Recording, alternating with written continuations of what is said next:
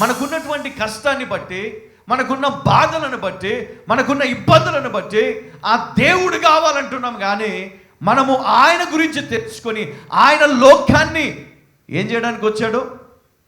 మనందరినీ రక్షించడానికి వచ్చాడు. లోకాన్ని రక్షించడానికి వచ్చాడు. ఆయన తీర్పు తీర్చడానికి రాలేదు. అంటే ఈసారి ఎట్లా వచ్చాడు? ఆయన కృపనివ్వడానికి వచ్చాడు. అంటే గ్రేస్ నీకు ఇచ్చి నీ జీవితాన్ని బాగు చేసి నిన్ను నిలబెట్టాలి. లోకములో నిన్ను వర్ధిల్ల చేయాలి. నీకు విలువ లేదు లోకములో, కానీ దేవుడు నీకు విలువనిచ్చాడు. నీలో ప్రేమ లేదు, కానీ దేవుడు ప్రేమనిచ్చాడు. సమాధానం లేదు, దేవుడు సమాధానంనిచ్చాడు. సంతోషము లేదు, దేవుడు సంతోషమునిచ్చాడు. దీవెన లేదు, దేవుడు దీవించాడు. దేవుడు ఆశీర్వదించాడు. దేవుడు ఘనపరుస్తాడు. అవును, ఎవరైతే వారి జీవితాన్ని దేవుని కోసం మార్చుకుంటారో వారి జీవితాన్ని దేవుడు ఆయన కోసం ఆశీర్వదిస్తాడు. హల్లెలూయా. దేవుని కోసం నేను హెచ్చిస్తాడు. అలాంటి వారు కావాలి దేవునికి. మనం ఏం చేస్తాం? నేను ఆఫరింగ్ ఇస్తున్నాను కదా, నేను ప్రార్థన చేస్తున్నాను కదా, నేను బ్లెస్ అవ్వట్లేదు ఏంటి? ఓహో, ఇక్కడ కాదేమో, ఇంకొక దగ్గర ఇస్తే నేను బ్లెస్ అవుతానేమో, ఇంకో దగ్గరికి వెళ్తే నేను బ్లెస్ అవుతానేమో, అక్కడ ప్రార్థన చేస్తే విడుదల అవుతుంది. నువ్వు ఎక్కడన్నా తిరుగు ఈ ప్రపంచంలో, ఎంత గొప్ప దైవజనుని దగ్గరికైనా వెళ్ళిపో,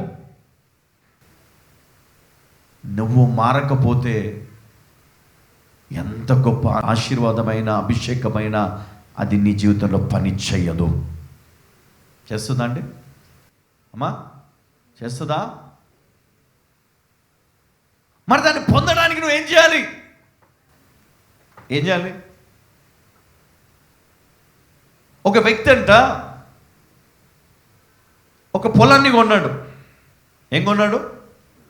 పొలాన్ని కొన్నాడు. ఒక 2 ఎకరాల స్థలాన్ని కొనేసి అతడు ఏం చేశాడంటే విత్తనాలు తీసుకొని పోయి ఆ 2 ఎకరాల మొత్తం చల్లేశాడంట. ఏం చేశాడు? మొత్తం జల్లి వచ్చేసాడు. ఒక వారం తర్వాత వెళ్ళి చూశాడంట. అక్కడేం మార్పు కనబడలే. ఒక 10 రోజుల తర్వాత మళ్ళీ వెళ్ళాడంట. ఏం కనబడలే. 20 రోజులు, 30 రోజులు, 40 రోజులు ఏమీ లేదు అక్కడ. ఎందుకు?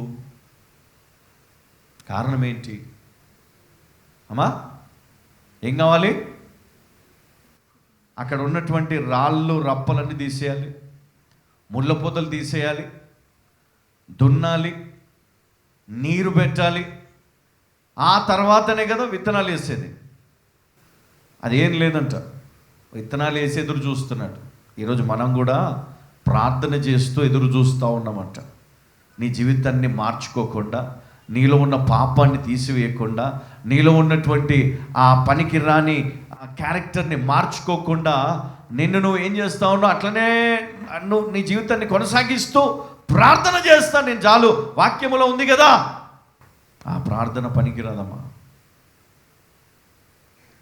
నువ్వు ఫలించడానికి మంచి నేలగా మారు. ఏం చేయబడాలా? అప్పుడు నువ్వు ఆశీర్వదించబడతావు. అప్పుడు నువ్వు నీ జీవితంలో సంతోషాన్ని చూస్తావు.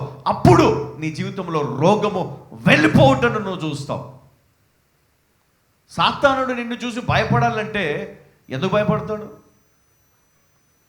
అంత విలువైనటువంటి ఆయుధం నీ దగ్గర ఏముంది? వాడు ఎందుకు భయపడాలి నీకు?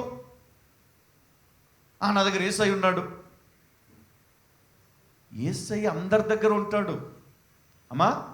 దేవుడు అందరితో ఉంటాడు, అందరి దగ్గర ఉంటాడు, అందరి హృదయాల్లో ఉన్నాడు. కానీ ఎవరైతే క్రీస్తు వలె వారి జీవితాన్ని మార్చుకుని క్రీస్తులాగా బ్రతుకుతారో వారిని చూస్తే భయపడతాడు సాతాను. అపవాది వాణ్ణి చూసి భయపడతాడు.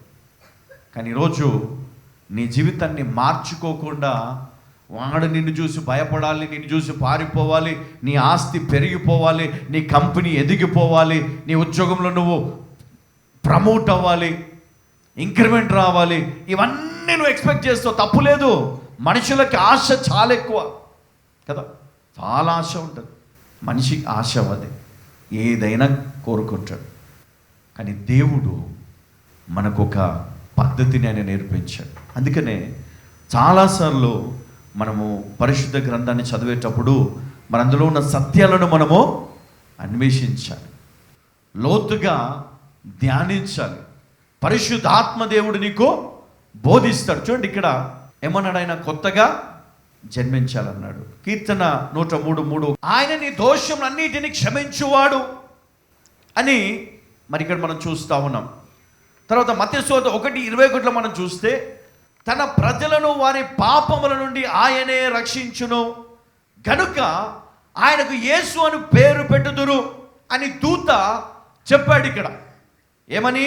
తన ప్రజలను వారి పాపముల నుండి ఆయనే రక్షించును గనుక ఆయనకు యేసు అను పేరు పెట్టుదురు అని దూత చెప్పాడు. మత్తయి సువార్త 1:21.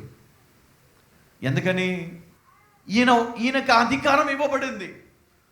పాపులను రక్షించుటకు ఆయన ఈ లోకానికి వచ్చాడు. నీ పాపాన్ని ఆయన ఏం చేస్తాడమ్మా? అంటే ఇప్పుడు నువ్వు ఆ పాప జీవితం నుండి నువ్వు విడుదల పొందినట్ట కాదా? విడుదల. మరి ఎందుకు ఇంకెందులో బ్రతుకుతున్నారు? ఇంకెందుకు ఆ పాపంలో బ్రతుకుతున్నారు? ఈ ప్రశ్న నేను కాదు, మిమ్మల్ని మీరు వేసుకోవాలా. ఇంకా ఎందుకు? యేసుక్రీస్తు వచ్చాడు, మనకు తెలియక ఒక తప్పు జరిగింది, మనకు తెలియక మనం పాపంలో పడిపోయినాం, మనకు తెలియకుండానే కొన్ని పరిస్థితులు మారిపోయినాయి. దాన్ని సరిచేయడానికి యేసుక్రీస్తు వచ్చాడు. ఆయన నీ కొరకు మరణించాడు, ఆయన నీ కొరకు తన జీవితాన్ని దారపోసాడు. కాబట్టి ఈరోజు నీకు ఇవ్వబడినటువంటి ఈ గొప్ప ధన్యత ఏంటంటే ఆయన నీ దోషములన్నిటినీ క్షమించువాడు గనక మరి ఏం చేయాలా? ఆయనకి ఎందుకు ఈ పేరు పెట్టారు? యేసు అని పేరు ఎందుకు పెట్టారంటే తన ప్రజలను వారి పాపం నుండి ఆయనే రక్షించును గనక. అంటే ఈ అధికారము, ఈ శక్తి క్రీస్తుకు మట్టుకే ఉన్నది. హల్లెలూయా! ఉందా లేదా?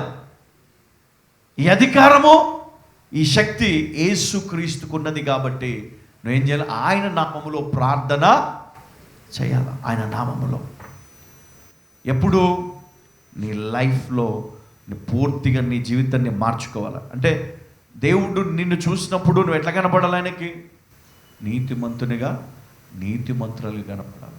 అది ఎప్పుడు కనపడుతుంది? నీలో ఉన్నటువంటి నువ్వేం చేయాలి? తొలగించాలి. నీలో ఉన్న క్రీస్తును లోకానికి చూపించాలి. హల్లెలూయా, హల్లెలూయా.